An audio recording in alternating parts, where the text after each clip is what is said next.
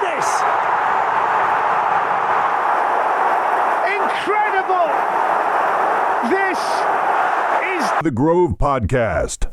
Hello, my name is Tabs and welcome to episode 180 of the Grove Podcast. Now, thank you for listening and I hope you're all doing very well and still reveling in the glory of Tuesday night's victory and qualification for the Champions League final. I know I certainly am. I'm watching as much of the socials as possible, catching up on everything, watching the celebrations, the goal, just everything about it. And then, long may that continue. And look, let's enjoy it all the way to the final, and then the final will take care of itself. And I've also been a bit preoccupied with. I'm very fortunate enough to be able to have.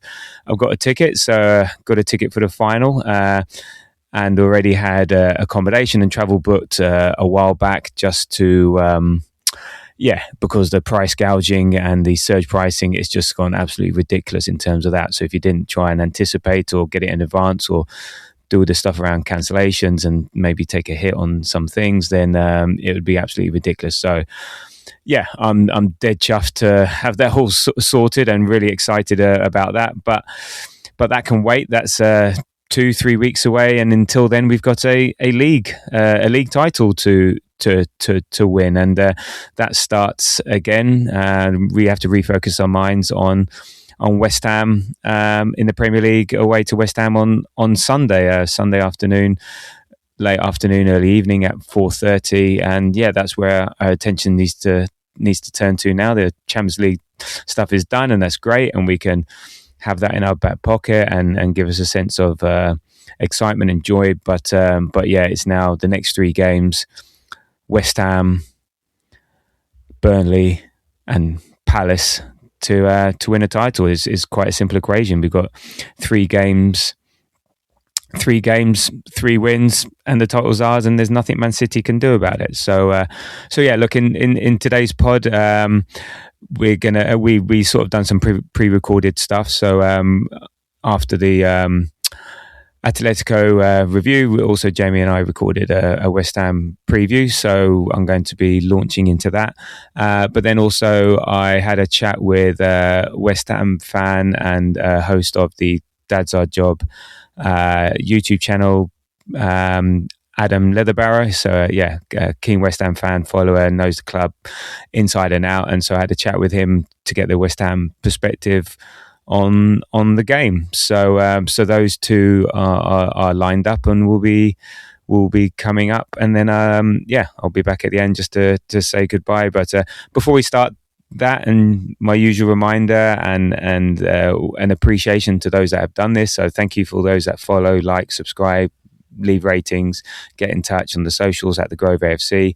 If you can spare a minute or two, it does really help. So if you can just sort of like pause for a second and subscribe and follow us on Spotify, on YouTube or on Apple, then that's really appreciated and helps us get into the ears of the less fortunate folk than yourselves. So that's my public announcement that I will do, and I will continue to do, because it does make a difference, and I do notice. So thank you for those that have done it, and thank you for you going to do it.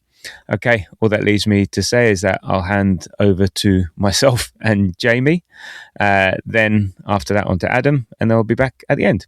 Okay, enjoy. All right, so Jamie, after the elation of the Champions League final qualification, it's now not quite back to earth with a bump, but it's back to the Prem for another massive clutch game where we must win. It's now in our hands with 3 games to go, and if we win all of them, we're champions. Simple. And there's nothing City can do about it. How are you feeling about the West Ham game? I mean, they're 18th for a reason. We normally do well at the London Stadium, but I don't know. How are you feeling about it? The thing is, they are 18th for a reason. You're quite right, but that is to mask the fact that they have been in rather good form of late, and they have a lot to play for. Right? They are fighting for their lives to avoid relegation, and they've done a pretty decent job of that. In fairness, they were looking absolutely relegated come January, and since then they've been doing a fantastic job of trying to leapfrog Tottenham and get themselves out of that zone, and have been there for for some weeks, only for the wheels to come off just last week, right? So yeah, I don't know. It's a tough one. I on paper we should go in and just beat them because we are the better team. We've been the better team throughout the course of the season, and I think that we're a step up in quality over the teams that they have been pitching up at and getting some results off in the last couple of months. But there are obviously nerves there because you don't want to play a team that's in a half decent run of form and absolutely desperately scrapping to keep themselves up. You don't want to do that. But ultimately, you've got to trust the boys and believe that we are the better football team. West Ham are no Atletico Madrid. No. And we've just gone and beaten them. I wish they were, because then we'd beat them 1-0. Well, no, we're away from home in this one, though. So, shit, yeah.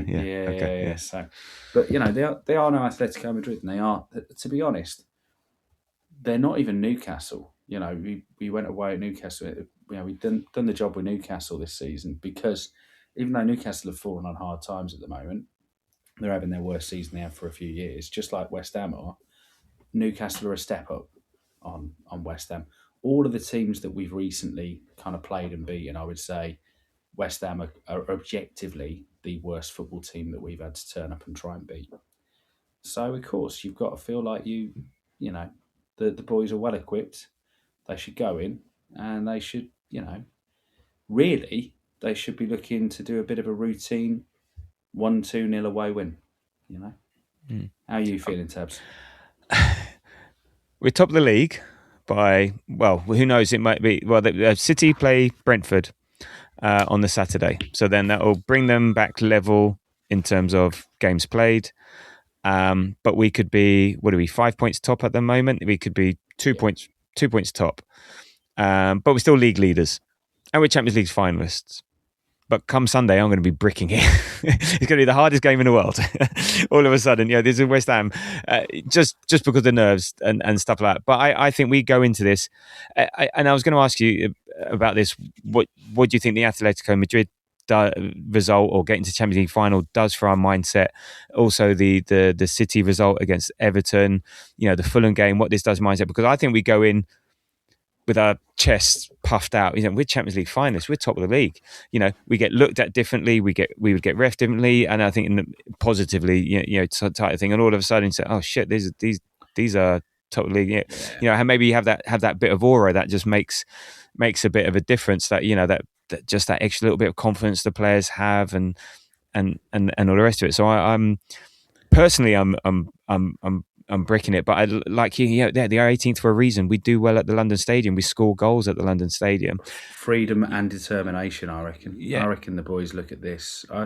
I think the boys look at it ever since the Everton game and just go, you know what, balls to it. We've got we're effectively, we just got a few games now. The Champions League's sorted. We know when that's happening. We've got the date in the calendar.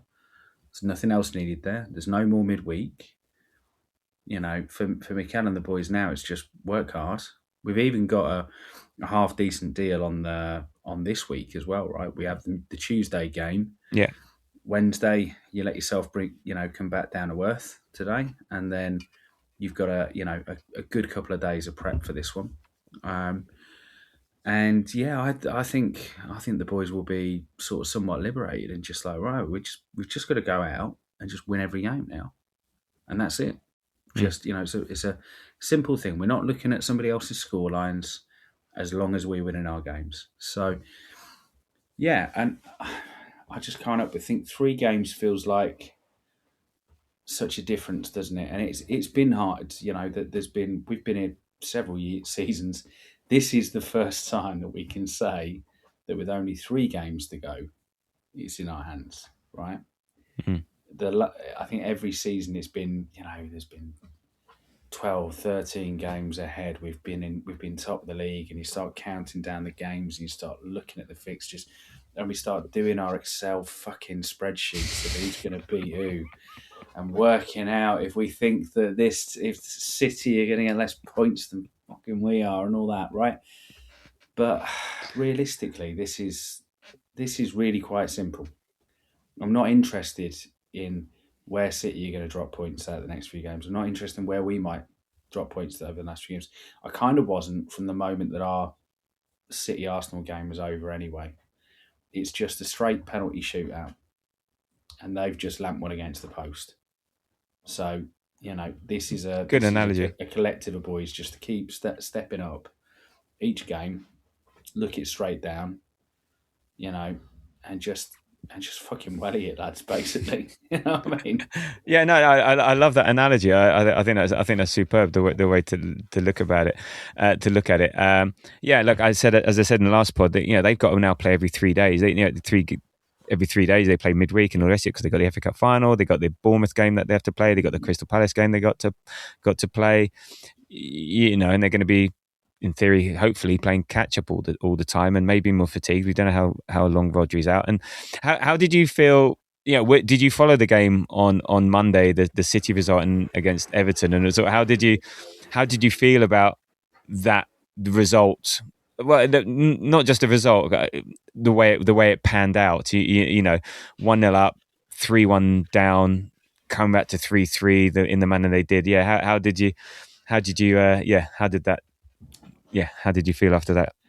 Well, considering I remembered the game was on, I went to put it on my phone whilst we kind of, this is watching something else or whatever. Went to put it on the phone, and they scored, and I went, shit, no worries, well, Haaland's gone and scored. I'll just, I won't bother sticking it on whatsoever.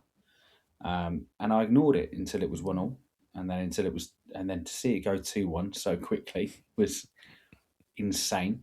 And then, with everything else that went on, I ended up turning on and watching the first 15 minutes of it, and it was absolutely gutting when Doku scores that last minute goal. He has absolutely, pulled one out of the bag for them in that game. Doku over those 2 goals that he scored. He scored 2 goals all season, and he scores 2 blinders. It's unbelievable. Were they the only 2 goals he scored all season? No, he scored 2 goals before this. Oh. He's flattered to deceive. He's looked dangerous, but he's not. His end product is he's not been that great. So. He's they're 2 absolute belters that he scored in that game. But either way, of course you're disappointed, but I just looked at it immediately and just went, brilliant. There you are. Cool. A little bit disappointing. They were, Everton were a minute or 2 away, but Christ to the bright, Everton were also probably, had they not scored the equaliser when they did, especially going back watching what that equaliser was all about. Yeah, Everton could have been on for an absolute hiding as well. I think certainly in everything that I've seen since and watching the highlights that night and all that kind of stuff, I don't think it's not feeling like Everton were knocking at the door. You know what I mean? They put up a bit of a fight, but they weren't necessarily looking like they were, they were going to... You wouldn't have put money on them going and scoring 3 goals in that game. So to get that... But it just shows you how vulnerable City are.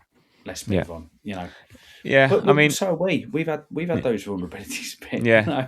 True. You just... It's a shootout. It's a shootout at this point. We've both got quality.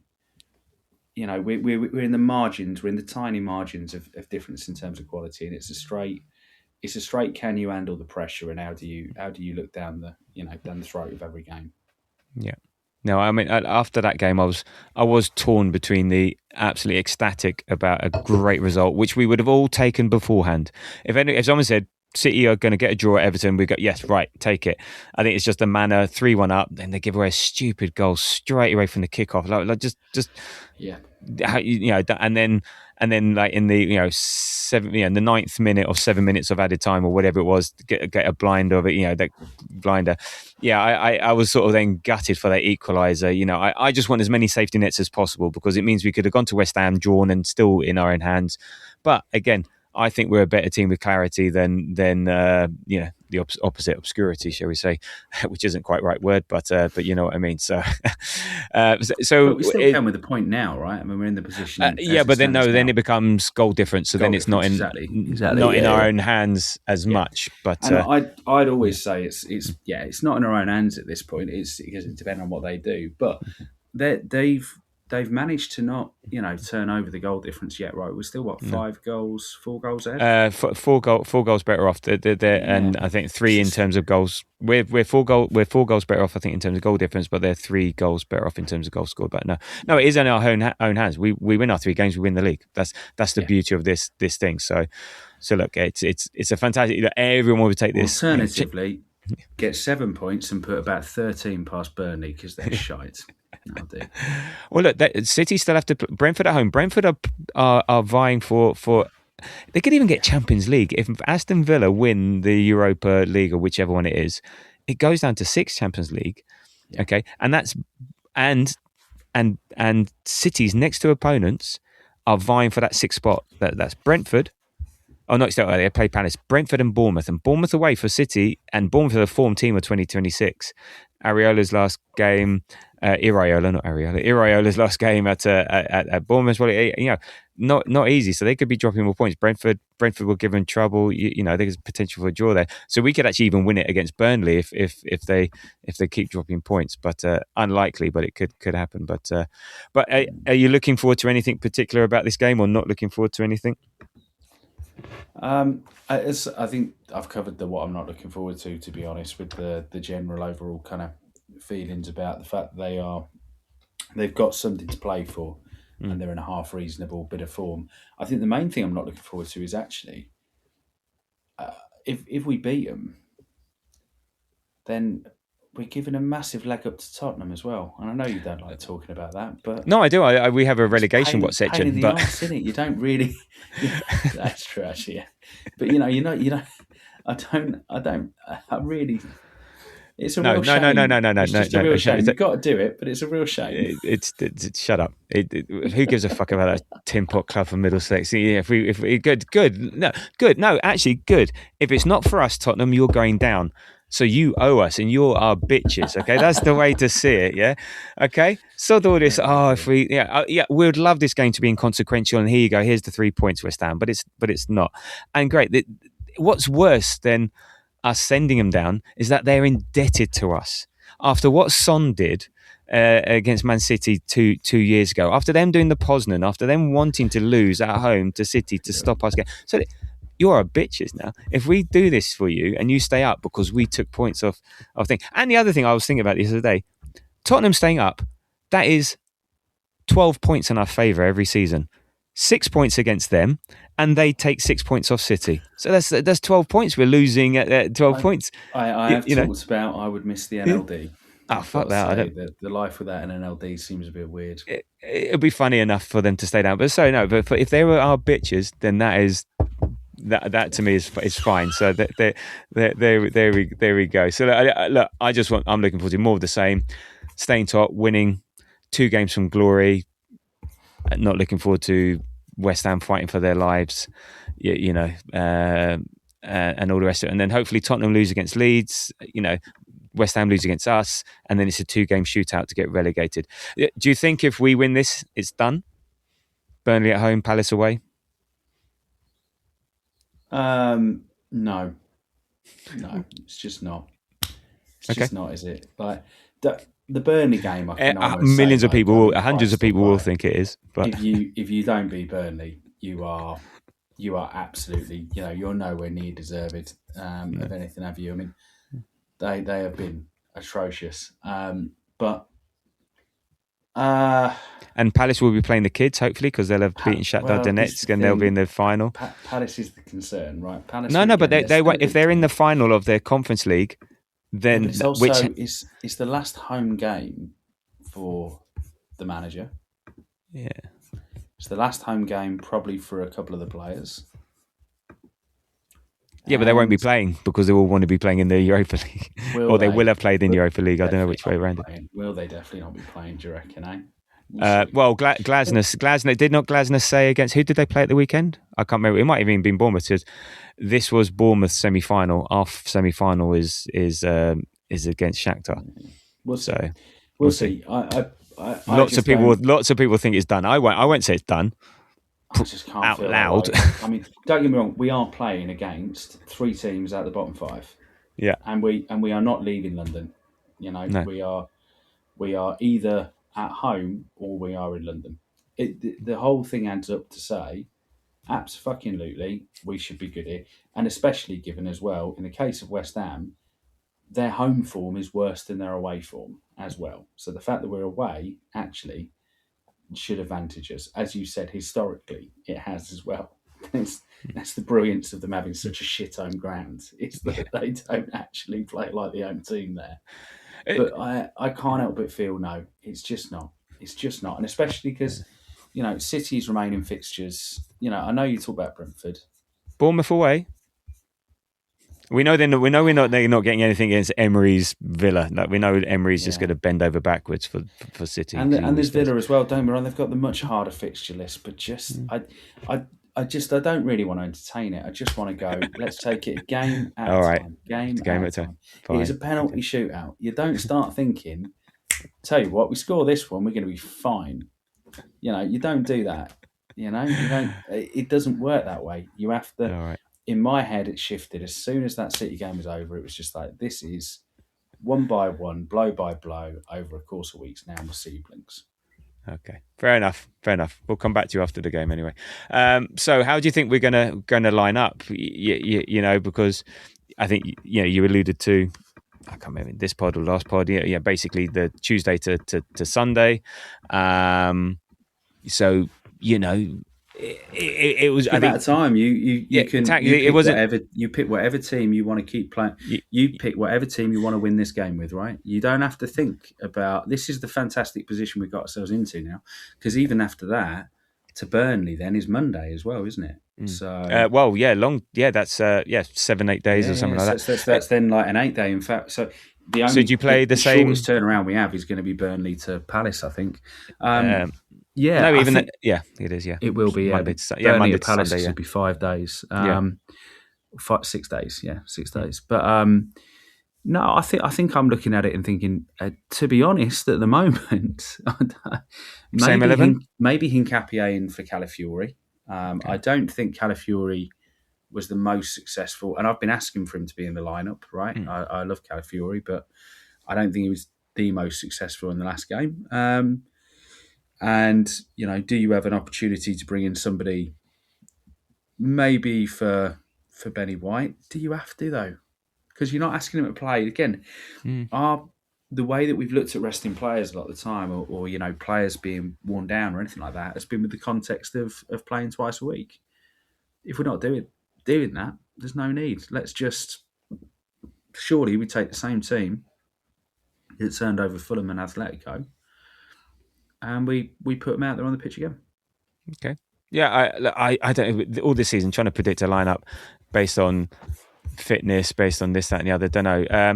The only thing with playing the same 11 is that they've had 2 good looks at us, and so maybe you might want to change something. Maybe just take MLS out of the firing line. Away game. So remember, MLS that's 2 home games that he's played in that position. Maybe for an away game, you put Zubimendi back in there, but just knowing he's an option. But wish I had Mikel Merino sticking there. Well, apparently they said he's going to be back maybe in time for the final. Don't know, maybe last game of the season. Don't know, but he's whatever. But yeah, it's a big shout. Yeah, Calafiori. To be honest, I'm not really worried. Because I think now, because with the fitness, it's the options off the bench are so great, and we make subs early. He's going to be making subs at 50. If it's not working first half, he makes subs at 50. What's the prognosis on Timber? Are we expecting him back? He's fucked. I think that's the medical term. I thought it was the case, but I just haven't heard anybody come back. I don't think we're seeing him for the rest of the season. No. Yeah, maybe, but he was there in his civvies yesterday, not even in his tracksuit. So it's not looking good. But again, if you can't beat Palace, West Ham, and Burnley without him, then you want him back for the Palace, who gets minutes before the final potentially. That's about it. But luckily Ben White is stepping up. So, but yeah, I like you. I think I was saying I want the fittest, freshest, best players on the pitch, because at this stage of the season, that a fit, fresh player does a lot more for you than a more high quality but fatigued player. 4 games over the course of a month now. No, but just for a game, So even just to to do it. So I would start that. So I don't know, but yeah, I like the idea of the same 11, but I would maybe take out MLS and put even Odegaard or Zubimendi in there, and just something different, because as I said, if you've seen us do the same thing 2 times, then they'll have a plan for that and all that. So maybe just do the thing that they're least expecting you to do. So that's it. And any fears on Declan Rice relegating West Ham? He's had a couple of shaky games, and was it taken off this season, last season? He's not looked that good against West Ham. Generally. Yeah, normally at the Emirates, at the London Stadium, he scored that banger of a goal a couple of seasons back and all the rest of it. But yeah, any concerns? Or no, he's I mean, maybe in general, actually, you just say, do you know what? Let's put Zubi and MLS out there. And maybe you go with Odegaard as well. The midfield's probably the best place to be or the place most likely to be rotating a player or two at this particular moment in time, because maybe you want to have those options all looking good right now, But I'd be more tempted almost to say keep MLS in, put Zubi in there, give Deck 1 week off, just 1 week off. You good, Deck, put Zubi in there, put Oda in there. But yeah, I don't have any concerns about Rice relegating West Ham, to be completely honest. I think he'll happily get over that. I don't think that will be a problem for him. Yeah, I mean, every team we put out, we should be able to be good enough to beat them. Declan Rice said, look, it's a club that gave me everything. Without West Ham, there's no me. I truly believe this. They gave me a chance when those wankers at Chelsea didn't. I didn't quite say that, but a lot of people... Absolute verbatim quotes here. No, absolute verbatim. So yeah, well done, Declan, for saying that live on TNT. A lot of people out there really pushed me forward. Moyes, Bilic and Pellegrini called me captain. A lot of good things about this club. Not nice to see their position, but it's football and I have a job to do. We're trying to win the Premier League title. May the best man win. So he's saying the right things, and I think he'll be fine. He'll be fine there. In terms of West Ham, we were saying, yes, they lost to Brentford last week 3-0, but they hit the post. They had chances. They had a penalty against them. They had a goal against them that could have been maybe disallowed. Prior to that, they beat Everton. They drew with Palace. They beat Wolves. Okay, they lost to Villa, but drew with City at home. Beat Fulham away. Okay, lost to Liverpool back in February. So, yeah, the last 10, it's drawn 1, 2, 3, 4, lost 3, 1, 3. So, for relegation fodder, I think it's the fact that Tottenham have been so bad that's made them, in a way, look better. And yes, they had a couple of recent results, but at home to Wolves, at home to Everton, who've got a terrible away record, drawing away at Palace. Yeah, maybe it's flattering to deceive. Maybe it's us just wanting Tottenham to go down, that we're putting a lot of hope in there. They're on 36 points, minus 19 goal difference. Tottenham are on 37 points, minus 9.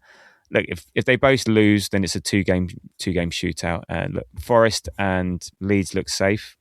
Palace have been dragged into it, but again, they should be safe. So De Zerbi seems to have found a bit of a winning formula with Spurs, but I said if they become our bitches, then I'll take it. So, and look, we know about their players.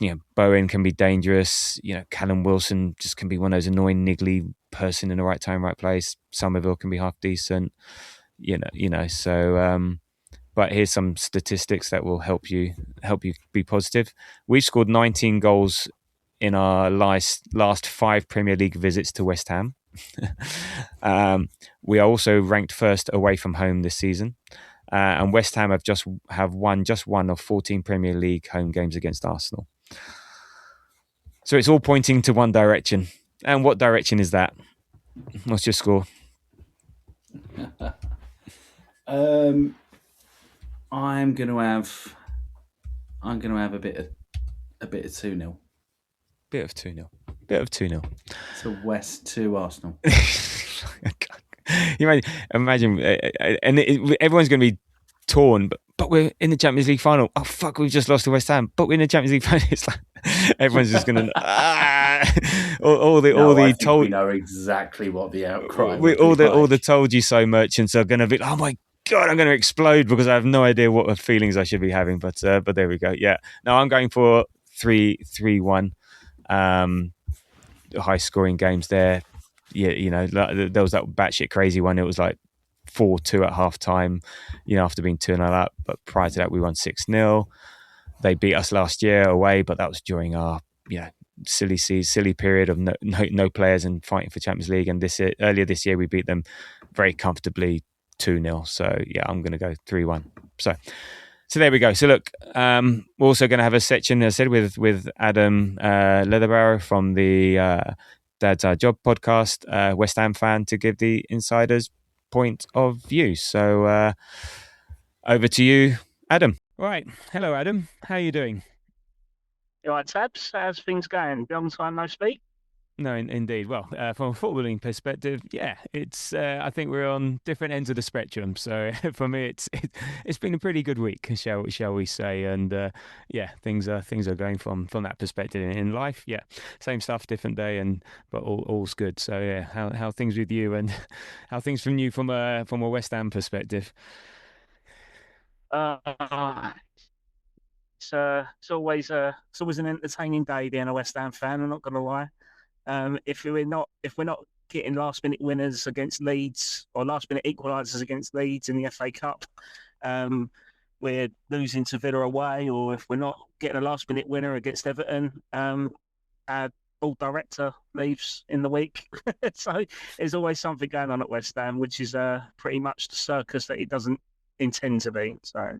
No, okay. Well, I'm sure we'll get to much of that. So look, we are here to talk about West Ham versus Arsenal, which is taking place on Sunday, the 4:30 kickoff at the London Stadium, and look, this is a huge game, for both teams for very different reasons. With the result potentially having massive implications at each end of the table, and we sort of. Yeah, we joked when we last spoke about where various positions would be, and to be honest, I would have loved this game to have been inconsequential and be able to hand you the 3 points that you so desperately need to ensure our Middlesex neighbours from Middlesex were in more peril, but we haven't quite got there. And yeah, look, so tell me, how are you feeling about this game? And I mean, how did West Ham find themselves in this position? What's gone wrong? Can they survive the drop? Yeah, I mean, I don't think you needed the crystal ball to realise that West Ham were going to be in a relegation fight this year, especially going by the performances last year under Graham Potter. But in the summer or towards the end of that season, when we were starting to plan for next season, he made it come across as if it's very exciting, like a big rebuild project. We're going to be bringing smooth players in, a lot of turnover, and actually improving the squad. And what happened during the summer was a very lack of activity, throughout the summer, preparing with a squad that he didn't want, and then signing players in the last 2 weeks of the summer window. Most notably, signing Madsen from Leicester City for £18 million, starting him in his with no pre-season under his belt against Sunderland away, a game which we lost 3-0. So. Yeah, it does make you question as to a lot of the decision making from the hierarchy of the club that have put us in this position in the first place. I mean, from what I was told, that Graham Potter was never going to be the man to build with. So then you have to ask the question as to why he was given the following season if he was never the man that you wanted anyway. So there's a lot of ill-judged decision making that has put us in this position. So obviously, funny enough, then we sacked Potter after we lost to Crystal Palace, and then we signed Nuno Espirito Santo on the same day. And again, that people have said that Nuno is the tweaker and likes to tinker with squads, and obviously he's trying to find the right formula to get the best out of the team. But when you're playing Ollie Scholes, who is a natural left-footed fullback, playing him right wing-back, and then putting Wan-Bissaka left wing-back, you have to kind of question what the decision-making is on that. I think we've thrown a lot of games this year by testing this. We've dropped a lot of points from winning positions, like I think 22 in total. under Nuno this year. This season. So yeah. Overall, over the course of 35 games that we played so far, it's just not been good enough. But when you look at January, when we lost to Nottingham Forest at home, I think everyone was of the opinion that we were definitely getting relegated. But since that game, we were 8 or 9 points adrift from safety. And to think that we've got 3 games left of this season to be a point behind Spurs, we've done fantastic in terms of keeping ourselves in the race. So it's not all is not over. We're not giving up hope just yet, but I think we need to be a bit more positive as a fan base to try and defy the odds. So that's where we sit at the moment. Yeah, I mean, I think you've sort of had an uptick in form. I said like the last 10 games, something like 1-3, drawn a couple, lost a couple. So not the worst form. And look, and I think you've been also fortunate that Tottenham have been so terrible in 2026, and it's more a case of they've come to you rather than you come to them in a way, I'd suggest. And it's a bit unfortunate that the Zerbis suddenly found to manage to get a tune out of Tottenham, somehow get a bit of form, or basically Tottenham have played Wolves, stuff can happen, and then Unai Emery's team, who's basically pulls his pants down for anyone when he can't be bothered, sort of thing. So I think that's been a bit unfortunate. Otherwise, we've all been been hoping and praying, and that they go down. So look, you're right. There's 3 games to go. Of course, you can survive the drop. I mean, what is the and I think it will come down to the last game of the season, to be honest. But what is the mood in the fan base? Is it frustration, acceptance, any optimism, and sort of, if you do survive, will it make a difference? Are you just going to go through the same thing every year? So is there, no one wants to go down, but sometimes one step back to go 2 steps forward. I don't know. What's the mood in the fan base and around the current situation? Yeah, I think the mood in the fan base is that I'd say the vast majority of the fan base are at peace with relegation. Like I say, we've been down there before, and we've come straight back up. And I think overall, I think it's just the sort of the way that the club's been run over the past 10 years since being at the London Stadium has just been, it's completely divided the fan base, and we're not fans of the club anymore. We was labelled customers. And that was all Cameron Brady's doing. I mean, I know we've got the song and dance that, she's left, great, but damage is already done. You've knocked our home down. You've put us in a not fit for purpose stadium. You've changed our club badge. You've contested season tickets with concessions and lost. So I think that the damage is pretty much done in terms of.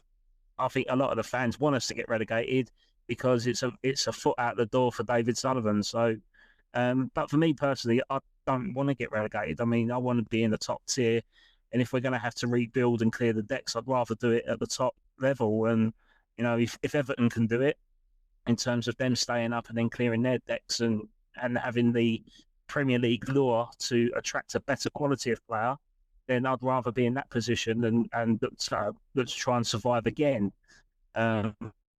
But going down in the Championship, financially, it's going to be catastrophic. I think we're £104 million in debt, plus ongoing transfer funds for players that ain't been paid yet.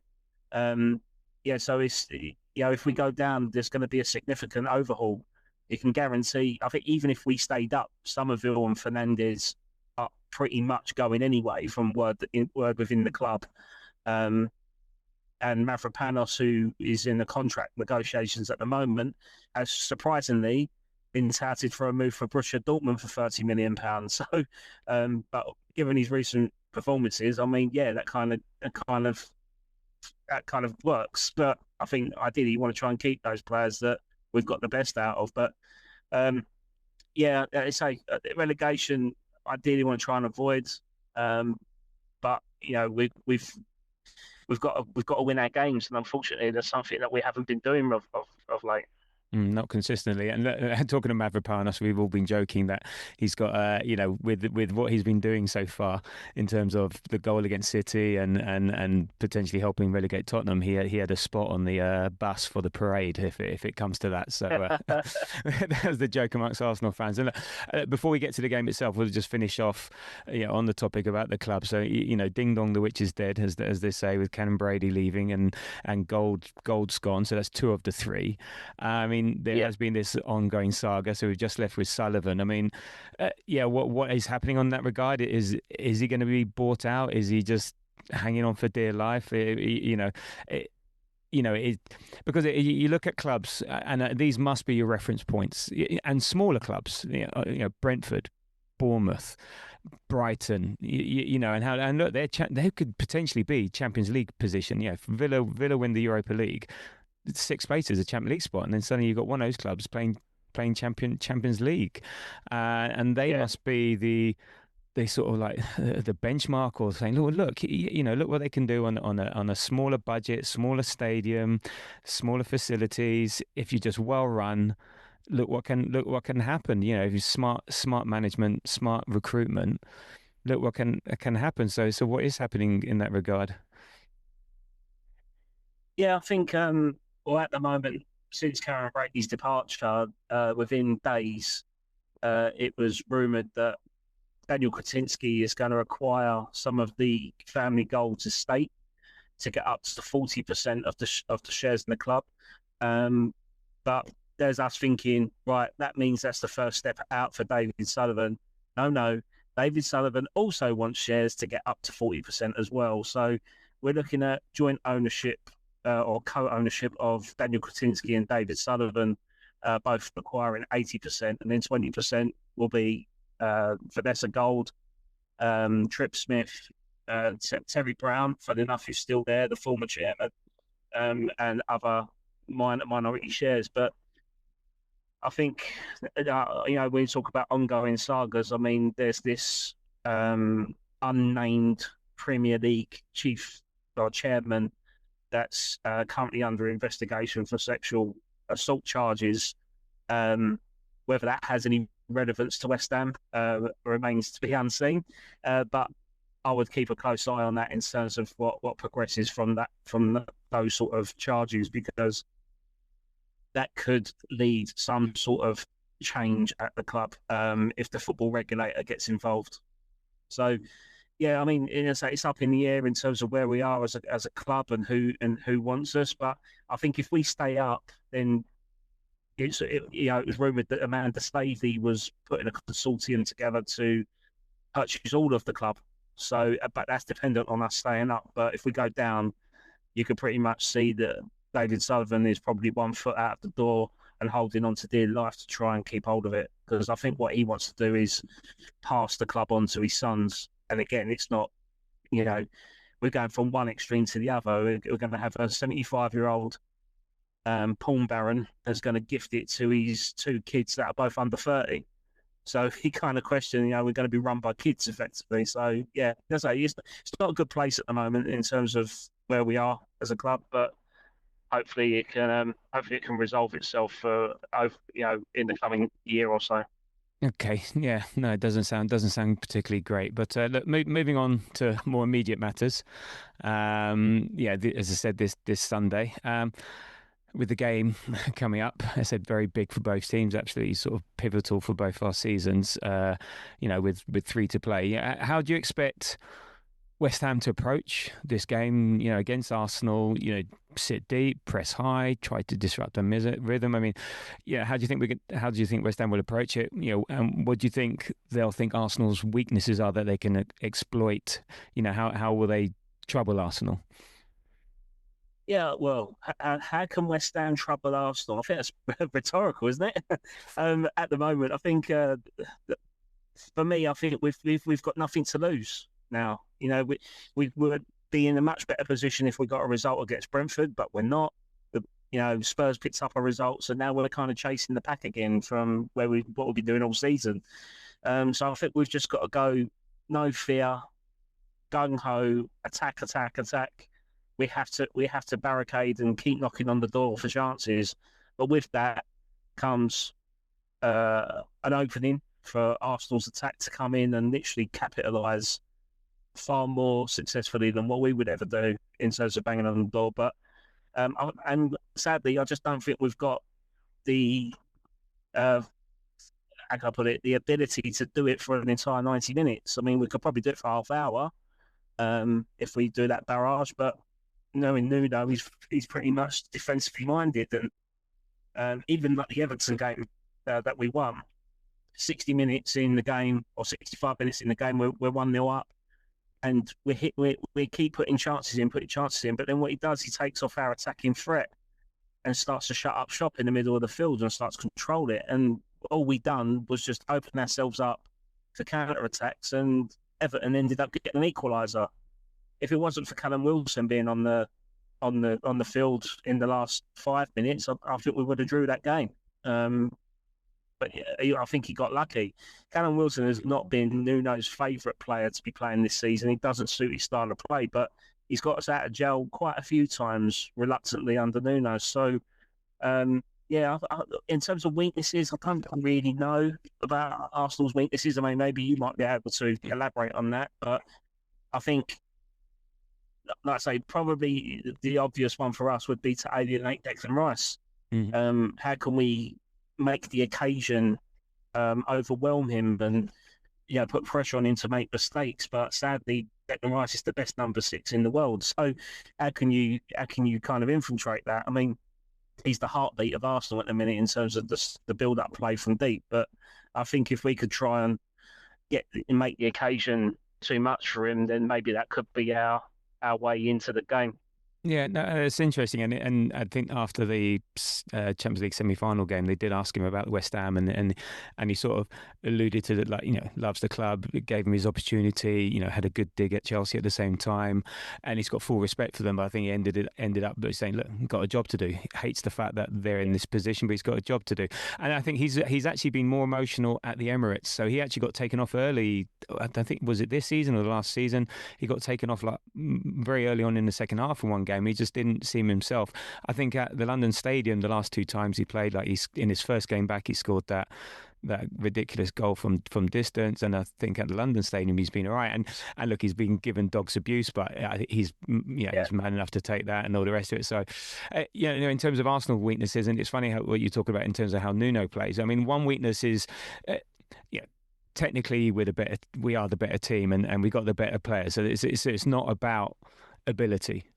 And even tactically, I'd suggest Arteta is superior to Nuno. So then it's all about the emotion. It's about, we have to win. We're chasing a league title here. So it's all about the mental side of the game and how deep can you take this game. I would suggest, how deep can you take it? Because, if you say, even if you try and attack as you score, our bench is going to be pretty good. With sort of people are coming back into fitness. We're going to be going in there, Champions League finalists, our chest puffed out, that extra bit of confidence, and all the rest of it. So I think, and it's interesting you say about Nuno sitting deep. That usually is our kryptonite. If you come out and try and attack us, we're much better at exploiting those.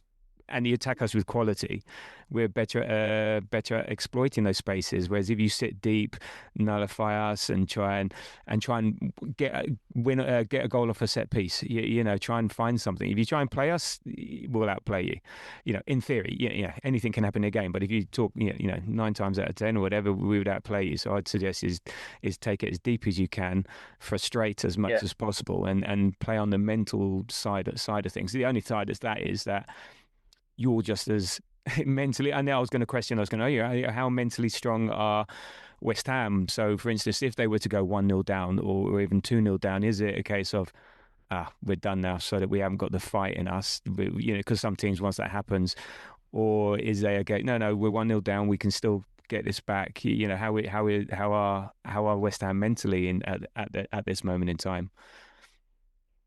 Yeah, I think in terms of the mental state of it, I mean, going a goal down, I've been quite surprised in terms of how we've reacted, really. I mean, usually the head will go down, we'd literally beat ourselves up, and then the chances would die down in terms of, okay, well, we're settling for this result now. But what has happened recently is that, even like the Brentford game of late, if I could talk most recently, although the goal that shouldn't have been allowed, it should have been a red card from the Brentford player.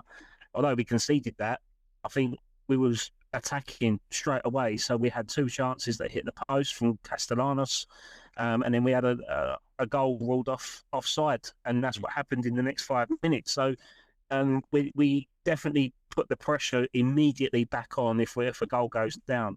So I think you would probably expect that. So if we do go 1-0 down against Arsenal on Sunday, I would expect us to come out fighting and go, no, we're not accepting that, and we need to make amends. And I think that has been pretty much how we've been playing. Even against Man City, when Bernardo Silva scored that cross that he didn't mean. Literally 2 minutes later, Mavropanos gets an equaliser from a corner. So yeah, I think that we do put up a fight. And I think that's what I think Arsenal fans need to expect is this isn't going to be an easy game. This is probably going to be one of the most challenging fixtures this season, especially given where we are and where you are in the league. Yeah, that's really annoying to hear. But yeah, I was going to actually, you're right against Brentford. To look, you lost 3-0 on paper, but that was not a 3-0 beating, if you know what I mean. You were unlucky. You had your chances. Absolutely not. A penalty and a goal that could be decided 50-50, and then the margins just didn't go your way, and that can happen, and and then you feel like woe is us at the bottom of the table type stuff. When things don't go your way. And I was going to say maybe referencing the City game is maybe the template for how you approach Arsenal, because that was the day we beat Everton 2-0, 2 late goals. Max Dowman, 16-year-old, scored that ridiculous goal and all the rest of it. City draw away to West Ham, and everyone's delirious, and then we went and injuries and whatever had a bit of a poor run, and now we seem to have found ourselves again, since Fulham at the weekend. They said the Champions League semi-final, we sort of seem to have found some form. Players are coming back into form, so maybe you're hitting us at the wrong time. But yeah, it's going to be very quickly come 4:30 on Sunday. This is going to be the hardest game in the world that we're going to have to play, so it's interesting to see how you do it. But yeah, I would suggest if the way you win it, or even get a point, because I'd suggest even if you got a point, you'd be I know a win's you need the win, but I think the way to get something out of this game would be to just sort of just take it as deep as possible and try and leverage set pieces. But 100%. I think even if you consider that Man City got Brentford on Saturday, so whatever happens in that result, let's say for instance Brentford managed to get a point at the Etihad, because the way they've been playing, why wouldn't they get a point at the Etihad? And the way Man City have been playing, especially after clawing back a point at Everton, who's to say that Brentford don't have a say in this weekend as well? So absolutely, I think we'll be having very close eyes on the Man City Brentford game, because if they get a point or lose the game, our game comes a lot quicker, and you're in a better position.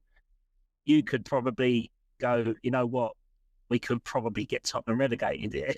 If not saying you're going to throw the result, but it would be nice if you did. But obviously, if Man City don't get their points, it kind of gives you an opportunity to do that. That's fans talk. It is fans talk. Yeah, because we'll be wanting to.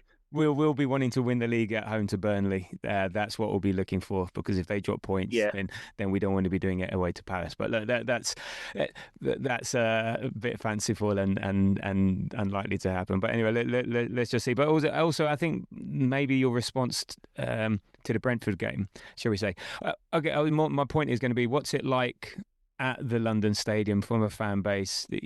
Are they? Is it in a way, because you said they're resigned to their fate, does that make them then more positive about any game that happens? So rather than rather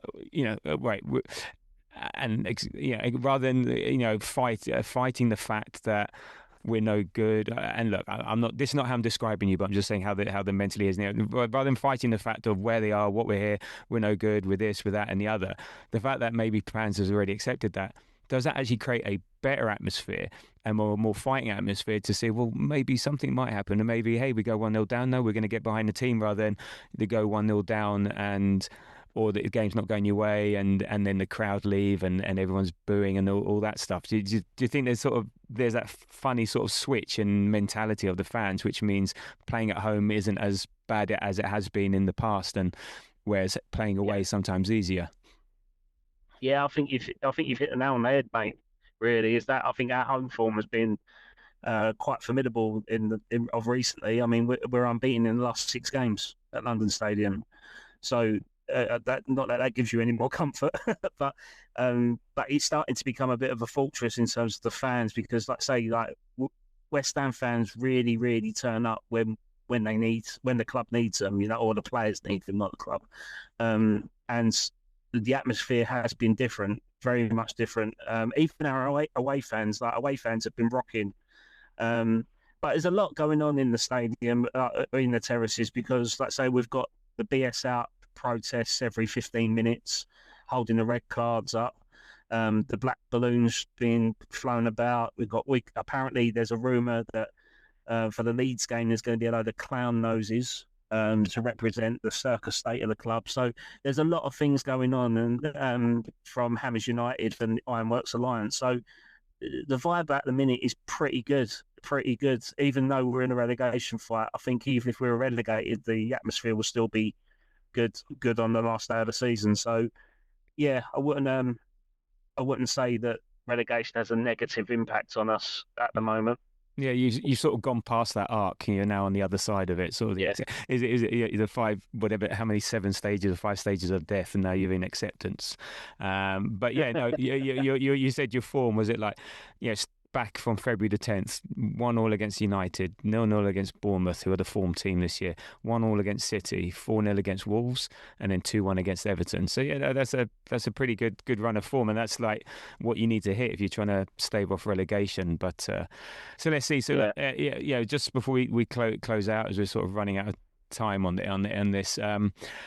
What who do West Ham, or who would you fear as far as Arsenal coming to there? What do you fear in terms of any of our players in particular? Do you have any thoughts on? Do you have any thoughts on Arsenal this season? And then finally, what's your honest prediction? Or you can give your head and your heart prediction. There you go. I'm giving you an out. You got 2. You can have 2 predictions. I can't give my head prediction. As I said to you privately, what if I think with my head, it installs negativity, and I can't be negative at the moment. All I can be is positive and hopeful. So that's fine. Yeah, I think it's pretty much obvious what the honest answer will be, but I'm not going to bring myself around to say it.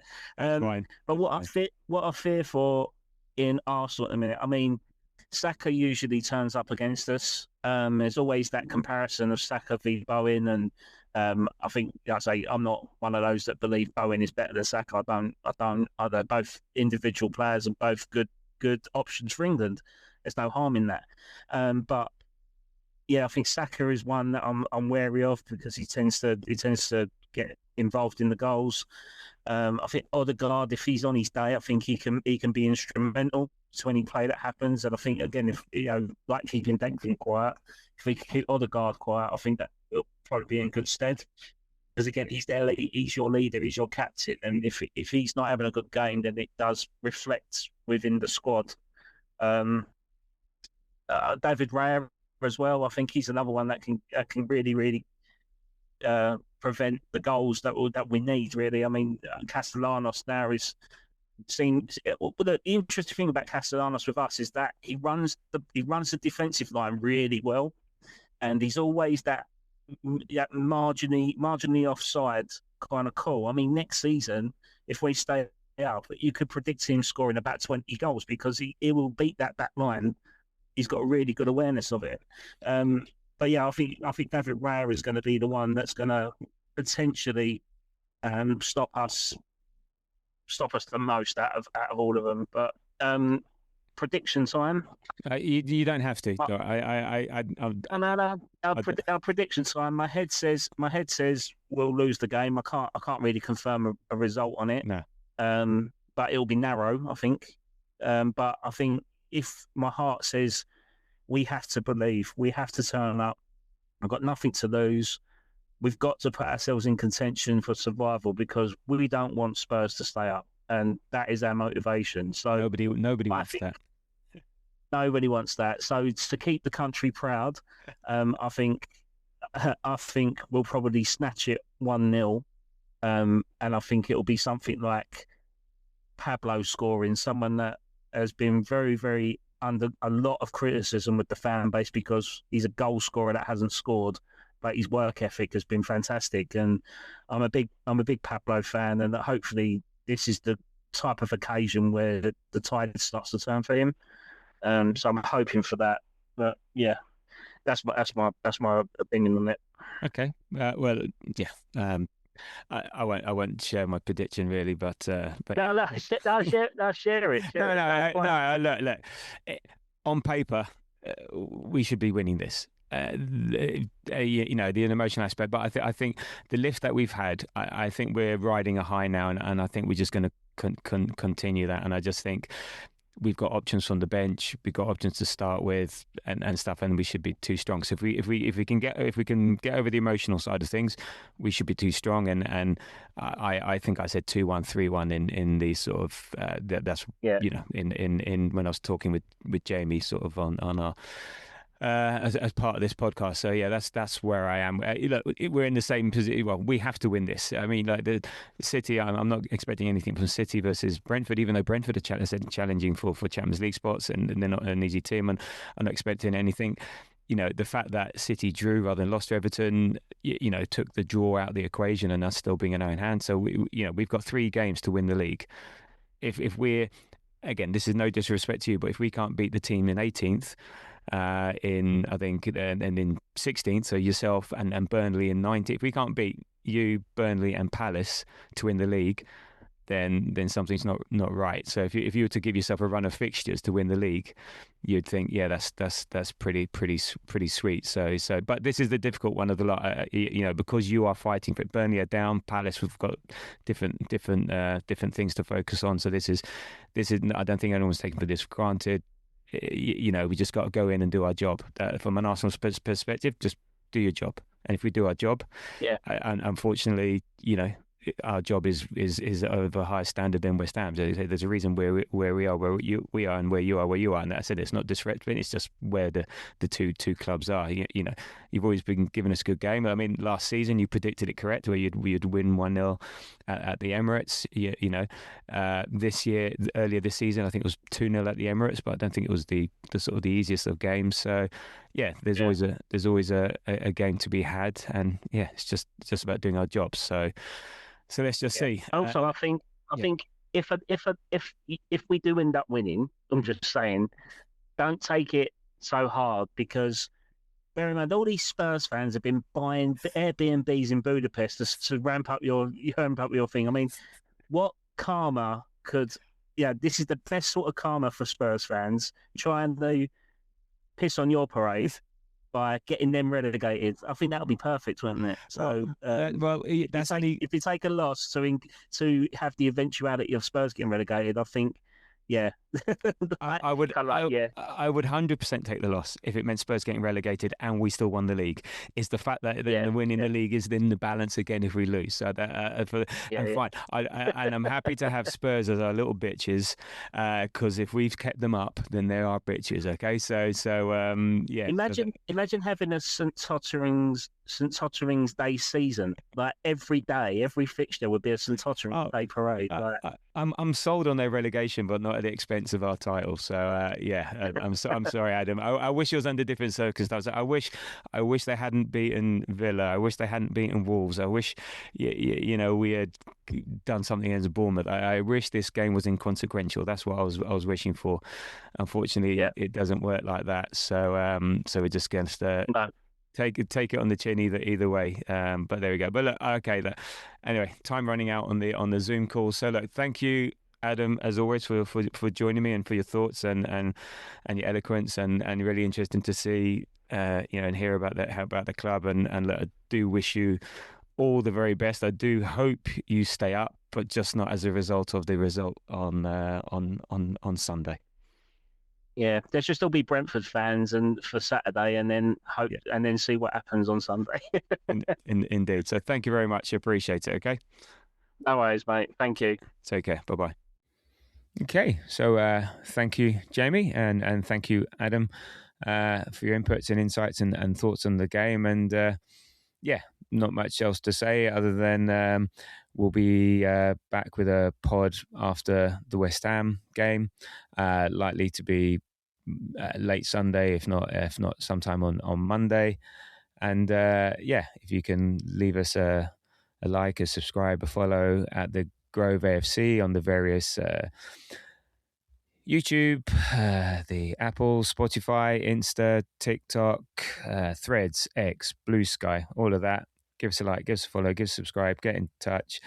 Yeah, always love to hear from you and appreciate the follows and the engagement. And all that leaves me to say is that, look, we've got a title to win, 3 games to go.